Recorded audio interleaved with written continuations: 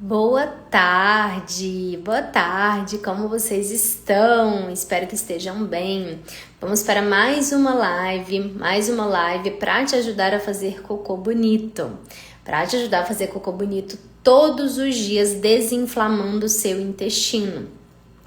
E hoje eu vou falar de uma coisa que é uma coisa que parece ser muito básica, mas na verdade a maioria das pessoas faz errado, que é o consumo de fibras. Então eu vou te dizer qual que é a melhor forma de consumir fibras, né, na sua dieta, qual horário que você vai incluir essas fibras, de que forma você vai incluir essas fibras, os tipos de fibras que você pode incluir. Por quê? O que a gente tem que lembrar? Que sim, é muito importante ter um consumo de fibras adequado, né? Principalmente para aquela pessoa que tem um intestino mais preso, né? Mas para todo mundo, no geral, todas as pessoas precisam consumir fibras e vocês vão entender ainda um pouquinho sobre isso nessa live, que aquela pessoa que tem o intestino solto também precisa consumir fibras. Porém, a gente tem que saber qual tipo de fibras, em qual horário que eu vou colocar essas fibras e combinado com o quê? Então isso é muito importante. A combinação ideal, onde eu vou encontrar essas fibras, em quais alimentos, né? Eu vou encontrar essas fibras também. Porque o que eu vejo, gente, são pessoas que têm o intestino preso a vida inteira e aí numa tentativa de solucionar aquele problema, elas começam a fazer tudo o que vem pela frente. Então compra um monte de grão, nem sabe para que serve, deixa lá no armário até que tudo aquilo perca, né, ali dentro do seu armário. Coloca fibra em tudo, então coloca fibra no café da manhã, no almoço, no lanche da tarde, no jantar, antes de dormir, fibra em jejum, tá com fome, come uma colherzinha de chia. Isso muitas vezes é uma coisa que ao invés de melhorar o funcionamento do intestino, vai piorar esse intestino. Então acaba sendo prejudicial ao invés de ajudar realmente ali no funcionamento intestinal, tá bom?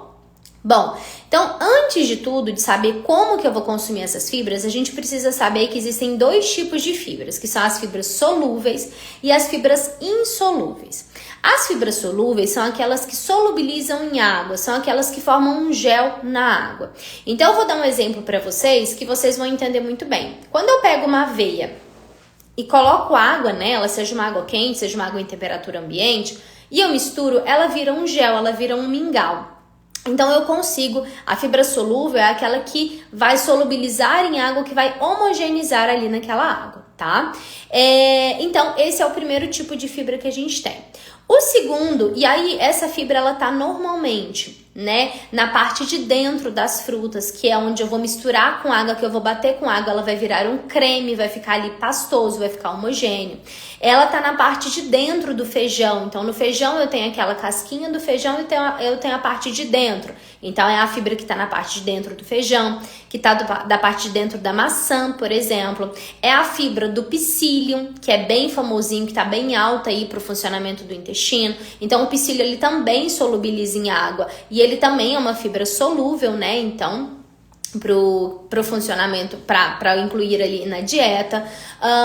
Eu tenho a chia, a linhaça, o gergelim, que tem tanto a fibra solúvel quanto a fibra insolúvel. Então a parte de dentro dessas sementes, né, aquela parte mais interna, ela é a fibra solúvel, que vai formar gel. Mas quando eu bato, sempre vai ficar uma casquinha ali, que é a fibra insolúvel.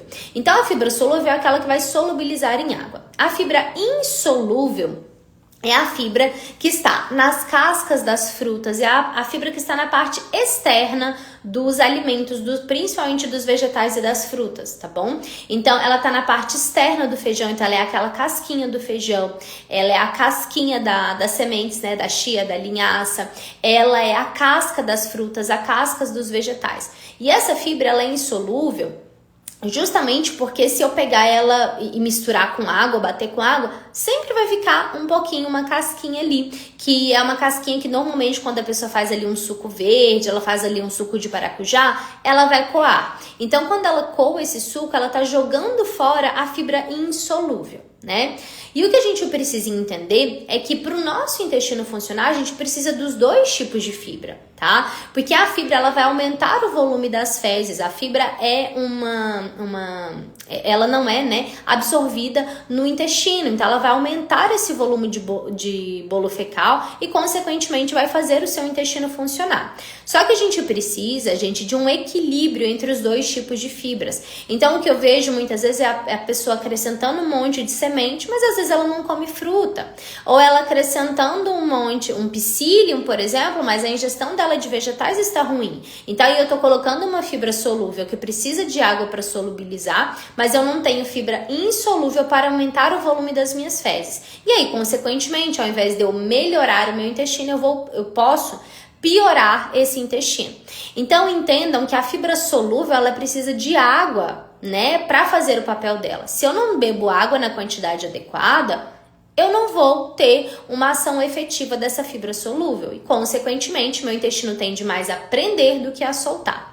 E aí, eu disse também para vocês que no caso, né, de uma pessoa que tem um intestino solto, as fibras também são importantes, né? E aí, por exemplo, o psyllium, ele é uma fibra bem legal, a aveia até mesmo para quem tem o intestino solto, na quantidade certa, porque ele vai sugar aquela água que tá ali no organismo, que na maioria das vezes para uma pessoa que tem intestino preso, ela tem ali ela precisa, né, ela toma até uma quantidade de água maior, justamente para se hidratar. Muitas vezes ela sente até uma necessidade e ela fala assim, eu tomo água e vou no banheiro. Por quê? Falta para essa pessoa a fibra solúvel, que é a fibra que vai sugar essa água, formar o bolo fecal e fazer com que esse cocô saia num formato mais aceitável, né? Faça um cocô bonito, um cocô do tipo 4. Então, quem tem intestino preso também precisa principalmente de fibra solúvel, que é justamente essa fibra que vai ajudar a sugar essa água do organismo e formar esse bolo fecal, deixar o bolo fecal mais bonitinho, mais inteirinho, sem ser aquele cocô todo desmanchando, todo capenga ali, um cocô do tipo 5, 6 ou 7. Então é importante também incluir essa fibra solúvel para quem tem intestino solto, tá? E aí, como eu disse, né, então a gente tem ali esses dois tipos de fibras, o nosso organismo precisa dos dois tipos, e o ideal é que a gente consuma pelo menos 25 gramas de fibras por dia. E aí, gente, eu falo pra você que se você tiver uma alimentação saudável, adequada, consumir frutas, vegetais, sementes e grãos no seu dia a dia, você vai tranquilamente bater essa quantidade de fibras. Porém, se você for aquela pessoa que troca fruta por pão, ou que ao invés de comer, de almoçar ali, né, de comer a comida mesmo, troca por um lanche, por exemplo, ou que petisca, fica beliscando um monte de coisa que não tem fibras, por exemplo, queijo, amendoim tem um pouquinho de fibra, né? Mas assim, queijo, bolacha, coisas nesse sentido, naturalmente você não vai bater a sua meta de fibras no dia. Então, se você tem uma alimentação, né, com a quantidade certa de vegetais, com a quantidade certa de frutas, você vai conseguir atingir essa meta de 25 gramas de fibras por dia. Mas se você não tiver, né, se você ficar ali com um consumo alto de alimentos refinados, essa meta vai passar bem longe e aí o seu intestino vai travar, mesmo você achando que come de forma saudável, tá bom? E aí, o que a gente tem que pensar aqui, tá? Primeiro ponto, quando né, o tema mesmo, né? Como consumir fibras, qual a melhor forma de consumir fibras na sua dieta? Esqueçam arroz integral e pão integral. Primeira coisa, tá? A pessoa tá lá fazendo tudo errado. Ela fala, vou comer um pãozinho integral, vou comer um arroz integral. Eu sei que na sua cabeça você acha que tá fazendo certo. Só que, o que é a questão? Gente, tanto os alimentos integrais em geral, mas principalmente o pão e o arroz, eles têm um alto teor de contaminação. Então, os alimentos integrais em geral, eles vão ter uma grande quantidade de fungos. Isso pode ser bem prejudicial para o intestino, isso pode ser bastante prejudicial para o intestino, tá? Então, começa por aí. Além disso, o pão integral, ele tem 10 vezes mais glúten que o pão francês. Então, você está colocando uma fibra ali para melhorar o funcionamento do seu intestino. No entanto, você está consumindo uma quantidade muito maior de glúten do que você comeria num pão francês, ou até mesmo num pão caseiro, num pão sírio e tudo mais. Então, você vai trocar ali um alimento que sim é refinado, por exemplo, pão francês, por um outro alimento que teria até um pouquinho de fibras, porém que tem uma quantidade muito maior de glúten, que é extremamente inflamatório para o intestino. Então, não vai adiantar muita coisa, tá? E aí, gente, o que a gente tem que lembrar? Esses alimentos, então, arroz, o pão integral, eles, óbvio que se você tem uma alimentação muito ruim e você começa a incluir eles, seu intestino vai melhorar. Seu intestino tende a melhorar um pouquinho sim, tá? Só que não é o melhor lugar para você consumir fibras, tá bom? Não é de forma nenhuma o melhor lugar.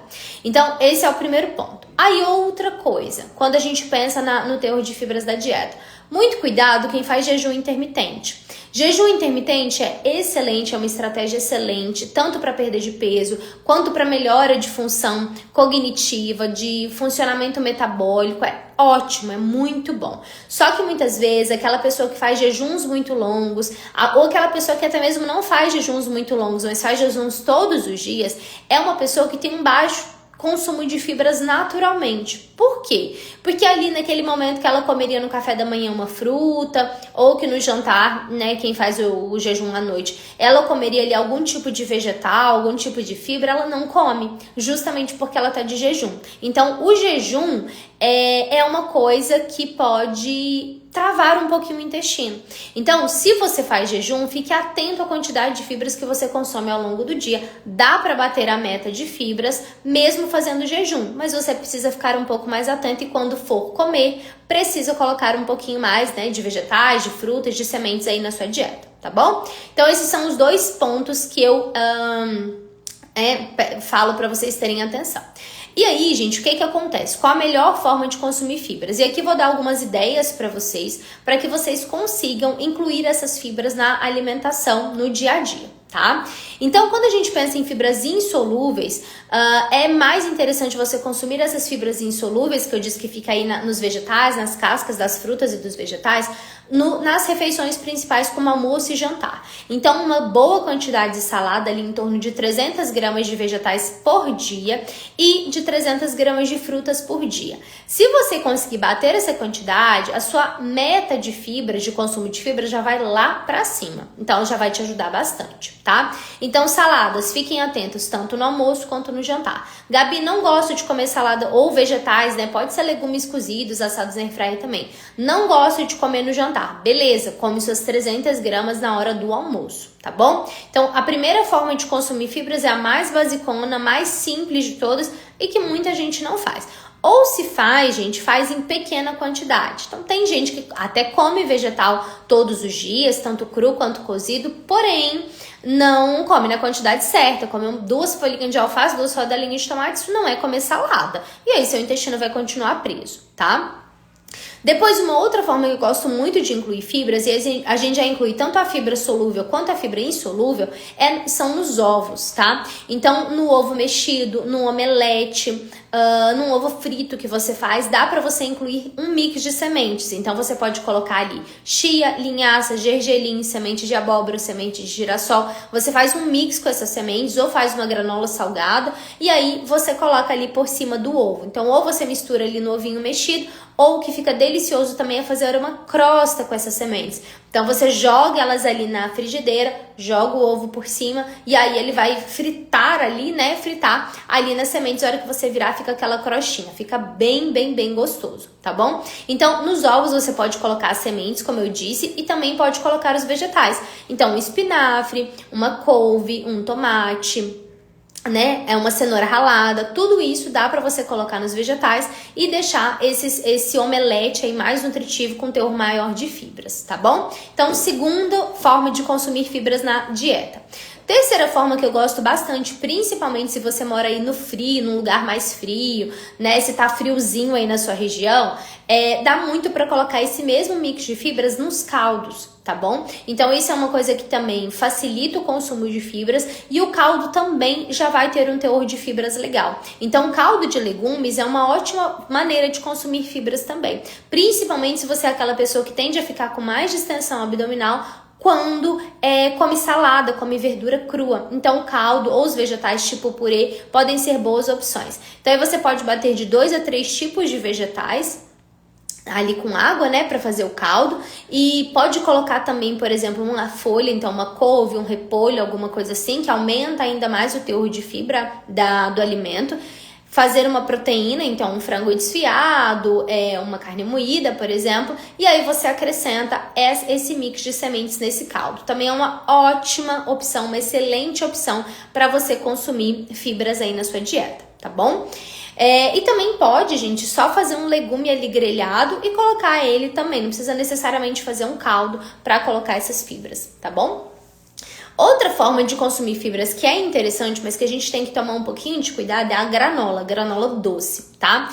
Primeiro que você tem que ter cuidado com qual granola você utiliza, qual granola você compra. Então, dê preferência para as granolas mais low carb, que tem castanhas, que tem sementes, mas um teor menor de aveia, de flocos de milho, que não tem açúcar, que são adoçadas somente com frutas, né? Então, com uva passa, com damasco, com coco, são interessantes para você consumir, tá bom?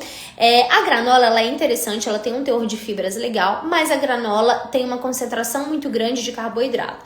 Então, o que muita gente faz e que não é nada legal é comer fruta com granola. A fruta já é fonte de carboidrato e a granola também é, principalmente se for uma granola que você não teve essa preocupação de ser uma granola adoçada somente com frutas. Então, a carga glicêmica dessa refeição fica muito alta. Isso vai elevar muito a sua glicose, elevar muito a sua insulina e você vai ficar ali com um pico glicêmico em um momento, às vezes no meio da tarde, que é um horário muito comum das pessoas fazerem isso, vai ficar ali no meio da tarde com aquele pico glicêmico. Isso pode, a longo prazo, levar ao acúmulo de gordura, principalmente em região de coxa e quadril, tá bom? Principalmente se você é mulher aí, vai impactar muito. Então, consuma essa granola ou com uma fruta de baixo índice glicêmico, como um morango, um kiwi, um maracujá, tá? Um abacate, é interessante. Ou você consome essa granola com uma fonte de proteína. Então, você pode pensar em um iogurte vegetal, um iogurte mesmo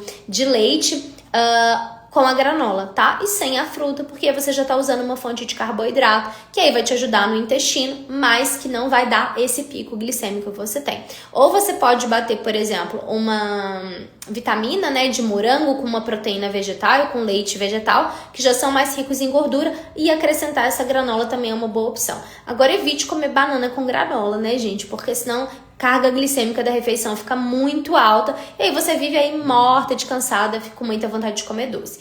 Essas combinações com muito carboidrato, elas são legais para quem pratica exercício, por exemplo, como uma corrida, um spinning, um exercício cardiovascular intenso, tá? Se você tem processo de emagrecimento, não é uma combinação muito interessante para fazer, não. Embora a granola seja um alimento bem interessante, a gente tem que tomar bastante cuidado com a quantidade, com a frequência de consumo e com onde você vai comer essa granola, né? Como você vai comer essa granola, tá bom? Bom, então aí dei várias opções para vocês de como incluir essas fibras na dieta sem ser pão integral e arroz integral. Então, coloca ela na salada, coloca no omelete, nos caldos. Se for a granola, coloca essa granola doce em uma vitamina, em um creme de frutas, em uma fruta com baixo índice glicêmico ou até mesmo no iogurte. Então, se você fizer dessa forma, incluir uma porçãozinha de fibras em cada refeição, fizer 4 refeições no dia, você precisa consumir aí em média 6 gramas de fibra por refeição, tá? E que não é difícil de bater, tá, gente? Se você for focada em fazer dessa forma que eu falei, de incluir as fibras no seu ovinho do café da manhã, vegetais na hora do almoço, na hora do lanche da tarde, sempre frutas, e aí você pode colocar semente ou pode colocar, por exemplo, uma fruta que tenha um teor maior de fibra, uma fruta com casca, e na hora do jantar pensar em fazer igual o horário do almoço, com uma boa quantidade de vegetais, ou se você não quiser comer vegetais no almoço, aumente a quantidade no seu, se você não quiser comer vegetais no jantar, aumente a quantidade no seu almoço, tá bom? Então é isso que eu queria falar hoje nessa live, e qualquer dúvida é só deixar aqui pra mim nos comentários, tá bom? Se vocês tiverem alguma dúvida quanto a isso, e até a próxima, até amanhã às 12h30. Um beijo, boa quarta pra vocês.